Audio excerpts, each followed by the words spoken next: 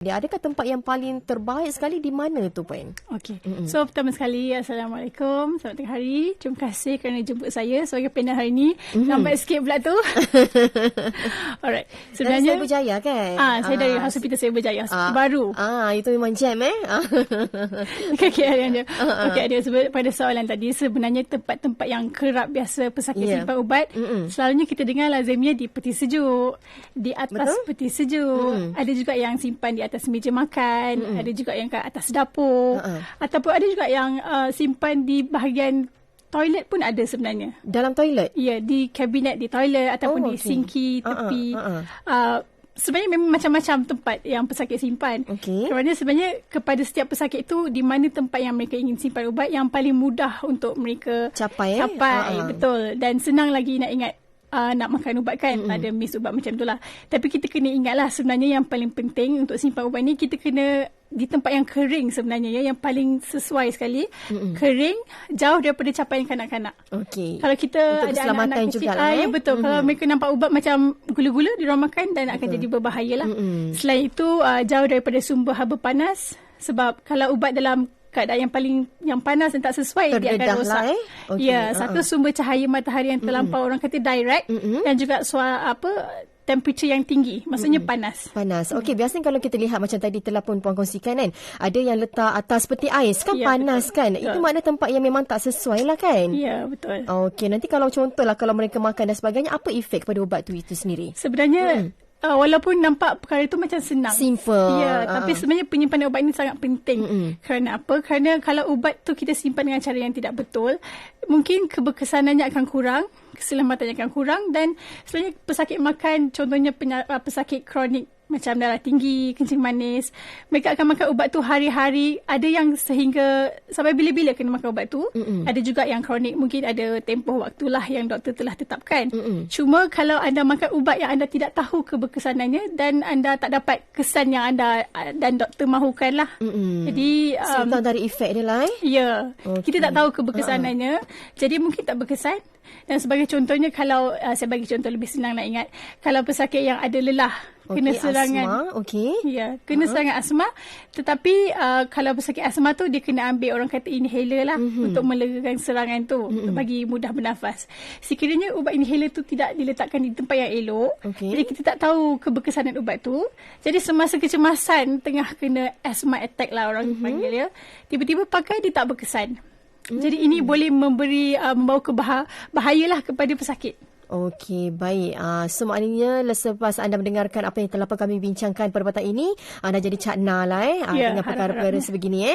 Okey, baik. Kejap lagi kita nak kongsikan juga bersama dengan anda, tapi bukan sekarang. Ini biasa kita lihat lah kan. Kadang-kadang saya sendiri pun buat macam tu juga. Kita ngaku lah ya. Kan? Kalau kita makan ubat, selepas makan ubat ataupun lepas kita beli ubat, kita terus je masukkan ubat di dalam peti ais. Ini biasa berlaku. Mungkin kita yang dah pun tahu, ataupun kita tahu tapi suka sangat nak buat kan. Kenapa? Mungkin ada efek juga.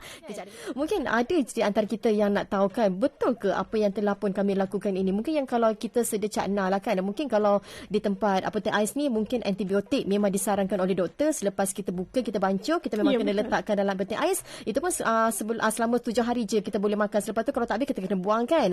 Kalau yang ubat biasa-biasa ni, bolehkah kita letak dalam peti ais, Puan? Okey, sebenarnya sebagai contoh, ubat biji, ubat tablet. Sesetengah tu memang kita kena simpan dalam peti ais, ada, dan ada juga yang tak perlu simpan dalam peti ais. Tak perlu. Tapi tempat yang kering lah. Ya, betul.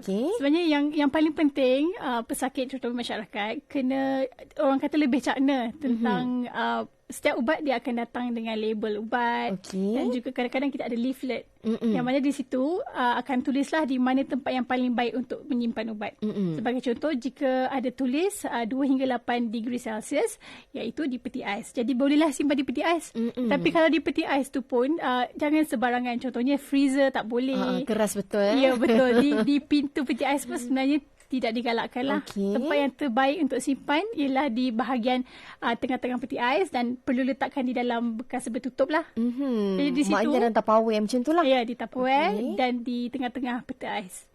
Sebab pertama sekali, kalau kita perasan di pintu peti ais tu, kita selalu buka tutup. Kan anak-anak buka berapa kali sehari. Jadi suhu dia lebih senang berubah. Manakala kalau kita letak di bahagian tengah-tengah, suhu dia lebih stable. Jadi contohnya macam insulin, sesetengah ubat mata, ubat telinga yang kita titis memang perlu dan disarankan untuk letak di dalam peti ais lah. Peti sejuk. Jadi tempat yang terbaik ialah di bahagian tengah-tengah. Kalau ubat-ubat biji yang sebenarnya tak perlu pun letak di peti ais, tapi diletakkan juga sebab kita fikir letak peti ais akan tahan lebih lama. Itu untuk makanan. Untuk ubat-ubatan. Kalau ubat tidak sebenarnya. Kalau ubat biji, kalau kita letak di peti ais, dia akan serap kelembapan. Jadi dia akan berubah warna, berubah tekstur, dia boleh jadi rosak dan pecah lah kalau dia lembab. Mungkin dia boleh juga jadi yang kata tak ada efek kepada kita. Mungkin akan tambah penyakit mungkin lah kan. Boleh kalau bakteria. Betul. Kalau bakteria, kalau sebagai contoh ubat sirap ya. Kalau ubat sirap tu kita ada orang kata preservatif, bahan pengawet. Contohnya metil paraben kan. Jadi bila kita letak dalam peti ais akan ada wap air, orang kata proses condensation.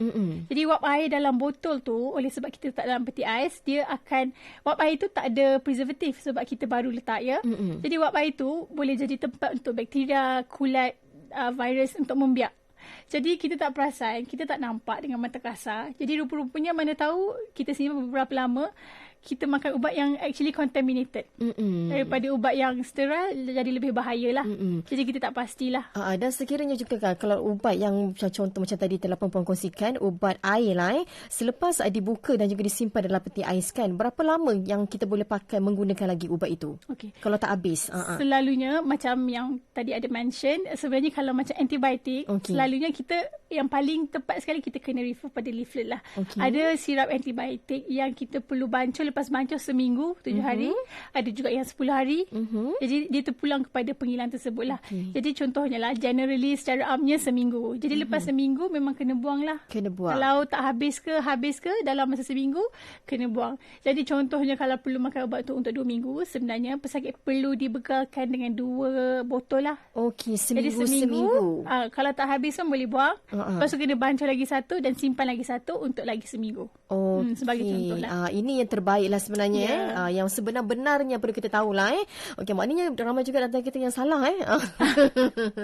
Tadi sebelum kita berhenti, ada mana Puan ada kongsikan, ada juga di antara kita yang simpan ubat di dalam bilik air, di peti-peti kan. Ini saya pun tak pernah dengar. Ini pertama kali. Mungkin boleh kongsikan sedikit. Ini adalah bagus ataupun tidak sama sekali. Yalah, kalau tanya mereka yang dah biasa, mungkin mereka kata senang untuk mereka capai. Waktu tengah mandi, makan terus ke dan sebagainya lah kan. Tapi sebenar-benarnya macam mana tu?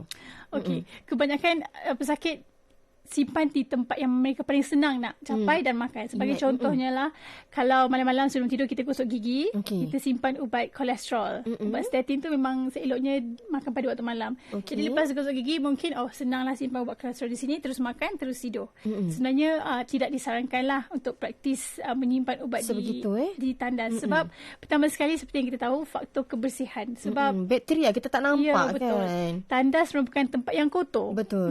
Jadi kita tak pasti kebersihan, sebersih-bersih toilet pun still kotor dan lembab. Jadi bila lembab, seperti yang saya ada sebutkan tadi, lebih senang bakteria untuk membiak lah di kawasan yang lembab, di kawasan yang orang kata gelap macam tu kan, di toilet. Jadi lebih bahayalah untuk simpan di toilet. Baik, kita berhenti baik seketika sekali lagi dan kita layan dulu ini dah lagu dari Datuk Seri Nurhaliza. Percayalah, lagu ini diminta oleh Puan sendiri anda kena percaya apa yang kami borak pada petang ini.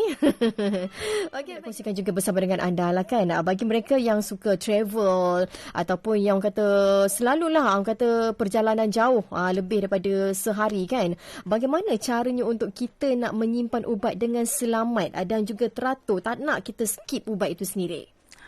Sebagai contoh, kalau kita travel macam masa raya lah kan, berjalan-jalan balik kampung kereta, kan, sebenarnya tidak digalakkan untuk simpan dalam kereta.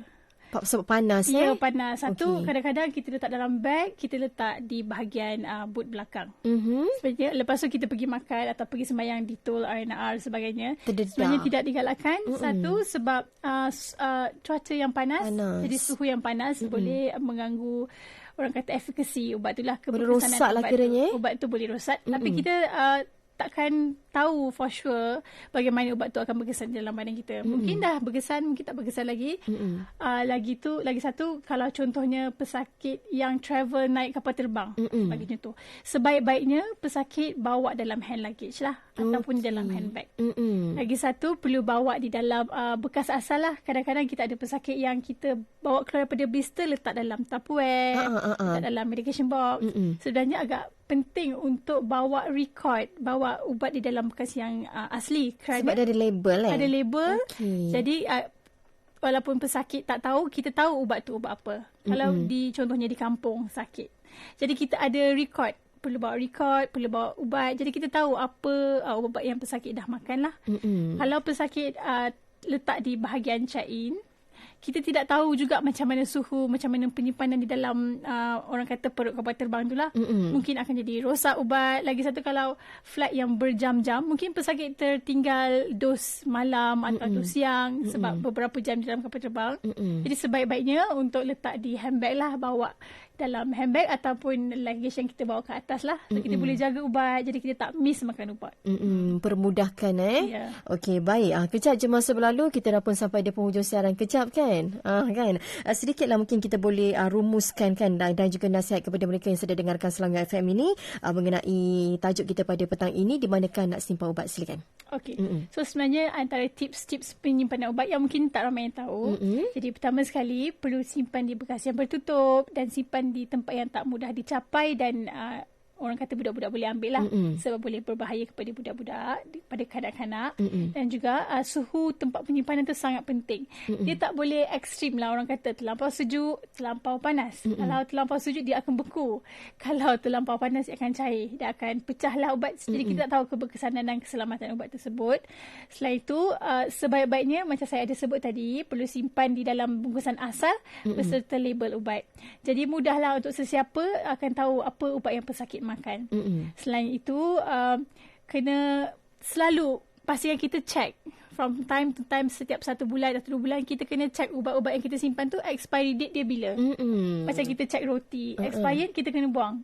Takut kita tidak perasan dan kita makan ubat yang expired. Dah expired, ini masalah juga Betul. Jadi kena caknalah expiry date. Dan lagi satu, praktis yang bagus, apabila kita buka sesuatu ubat tu, kita perlu tuliskan tarikh buka. Tarikh buka bekas. Sebagai contoh tadi, kalau lepas seminggu ataupun 30 hari, selalunya secara amnya ubat mata, lepas sebulan anda buka, anda kena buang. Oh, after sebulan Yes. Okay. Lepas sebulan, jadi kalau anda tak ingat, 6 hari bulanan dah buka, lepas sebulan pakai tak pakai, memang kena buang. Jadi sebaik-baiknya buanglah. Kalau kita pakai ubat yang dah expired, kita tak tahu macam mana kesannya kepada mata kita. Sebagai contoh, boleh jadi lagi teruk dan sebagainya lah. Ya, betul. Okey, baik. Itu antara rumusan yang telah pun kami kongsikan bersama dengan anda. Baik, sekali lagi nak ucapkan ribuan terima kasih kepada Puan Siti Nur Syahira Muhammad Rosman, merupakan pegawai farmasi daripada Hospital Rasai Berjaya.